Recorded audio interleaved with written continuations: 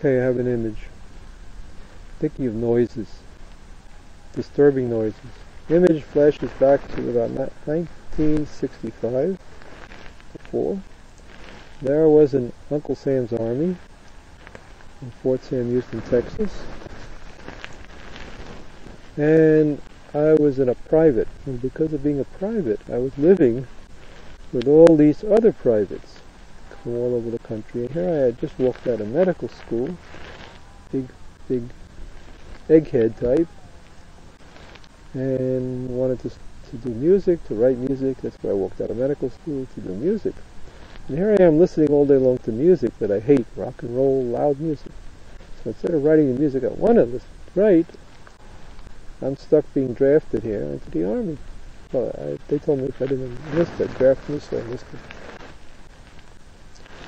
So the image is, I'm getting so angry about that noise, I pick up that radio on this guy's bed, double-decker bed, and I throw it right out the window.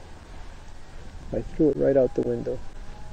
Of course, he came and pummeled me for that.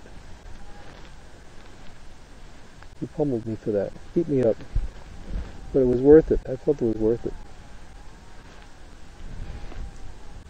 Now, what does it have to do with this situation?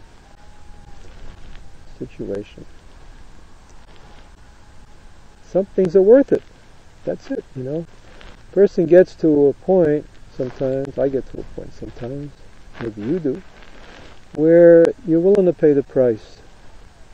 In this case, I so much wanted to come back to the Aretz, to Israel, to try to do my work, because 9 years I was in the United States and I couldn't find a way to connect to things. Couldn't figure it could. I tried going to New York, peddling my shows, negative. Tried peddling my shows in Miami area, negative. And then I got some video equipment and started playing around learning how to do that. So then I felt, now I'm feeling if I'm have some skills, I want to go back to Israel and do something with it. Not that I can't find a project to connect it and people to relate to in the United States. Meanwhile, Mother is 101 years old. Robert's in a wheelchair, Brother Robert. So 9 years went by until one day, well, Mother, you're getting very belligerent. You're starting to criticize me and say that I'm not doing what I should be doing and all this, and here I am giving up all this to be with you here. Well, that was like, that's the last straw, Mother. Okay, Mother? If you don't appreciate what I'm doing for you, well, then I'm not going to do it. I'm just going to leave. That plus all the other things I need to do. So that tips the balance. I'm leaving. I'm leaving. I'm going. Well, I'm going to die and it'll be all your fault. It won't be all, it'll be all your fault. See, now that's a trip. That's my projection of this critical side of myself and onto my underdog self. The top dog criticizes the underdog. Okay, but the image gave me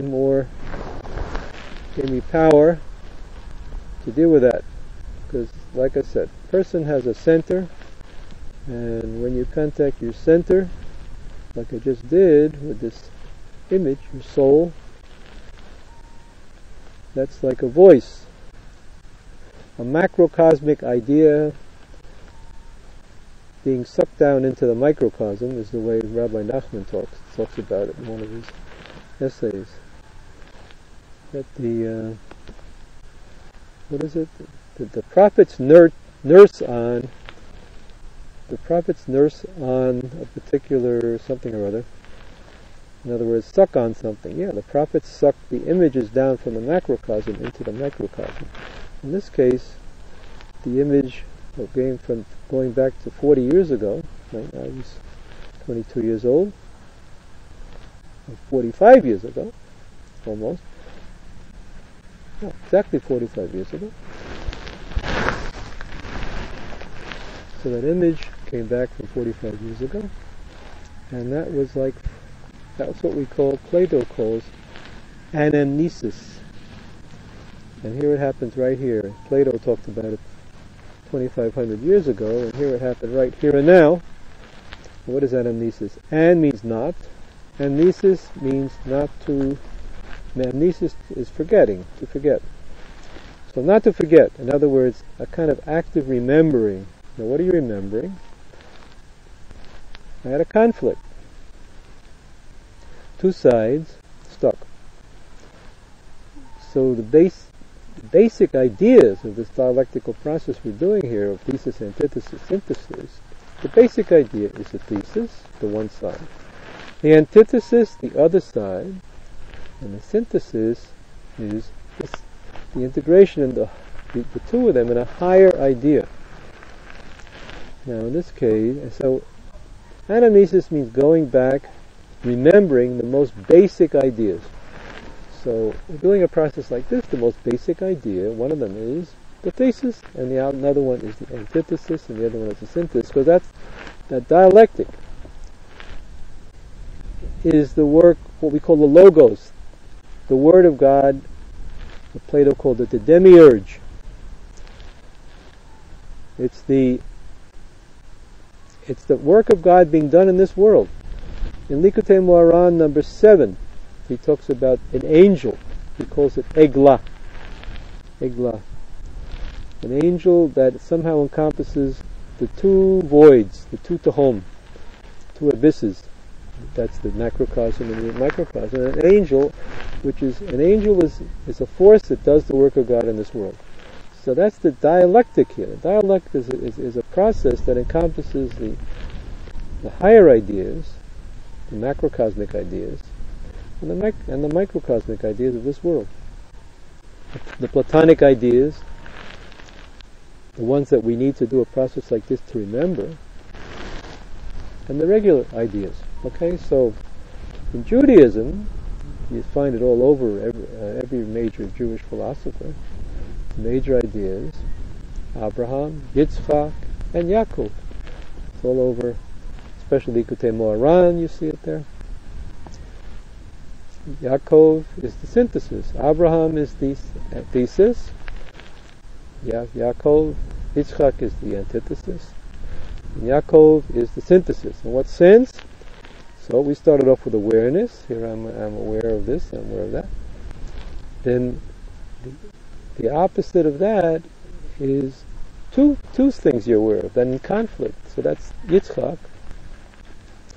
And the higher integration, the action that allows you to integrate those two and move on in your life, that's symbolized by Yaakov. So we have the right pillar of the Sefirot, Chochmah, Chesed.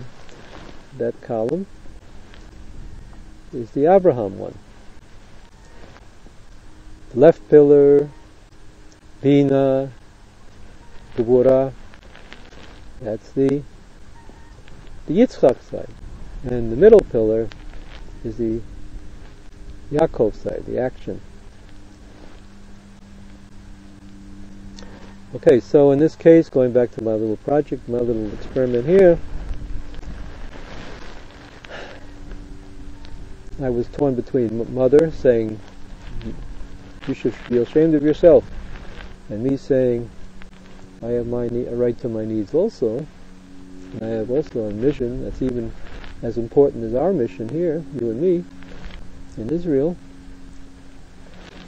So, by going into the void, doing anamnesis, surrendering to Abraham, Yitzchak, and Yaakov, the dialectic, the angel Eglah. Why did he call it an Eglah, by the way?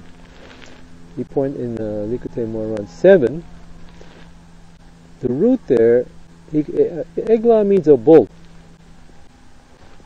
He meant in the interpretation, the editors point out that Taurus, the bull, is associated to this somehow. So the word Eglah means bull, an angel that's somehow shaped like a bull. But if we use a little bit of philosophy that I'm sure Nachman of Breslov knew about, the word Egla has the same roots as igul. Igul means circle, circling. Now what circles? The dialectic, the spiraling dialectic. I'm torn between x and minus x. I somehow find my way out of that. Move up to being torn between y and minus y. Move out of that, get up to z and minus z. Okay? So it's a spiraling, ascending, it's a circle. And Aristotle says, and this is one of the key passages that Maimonides brought down from Aristotle into Judaism, that the most important kind of motion is local motion. What is local motion? Local motion is in a circle and in one place. So what kind of motion is in a circle in one place that also progresses? A spiral. You move from the bottom, and that's Jacob's ladder. One beat of the dialectic, the next beat of the dialectic, the next beat of the dialectic. So in this case we did one beat of the dialectic. I had torn between mother and myself, my own needs. We moved up from x minus x to y. The new idea is I have a higher purpose, a higher mission that I need to do, and it was worth the price. Mother, it was worth the price. I was worth the price. Here I am in Israel, struggling at age 67 to do a little bit what I can do, and it was worth the price, because you were taken care of by Robert, and you could have been taken care of by Barbara if you would agree to go there, but no, you had to be too stuck to your own independence. You wanted to be alone, so everyone has a right to commit suicide, and you more or less did that.